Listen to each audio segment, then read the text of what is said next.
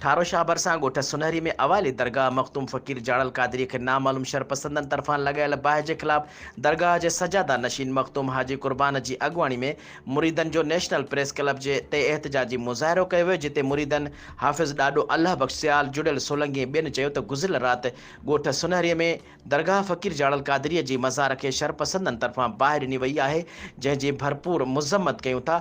हुननि चयो त अहिड़ो इतला ठारो शाह थाणे ते ॾिनो वियो आहे ऐं नामालूम शरपसंदनि ख़िलाफ़ NC दाख़िल कराई आहे। जॾहिं त पुलिस वाक़े जी जांच करे रही आहे।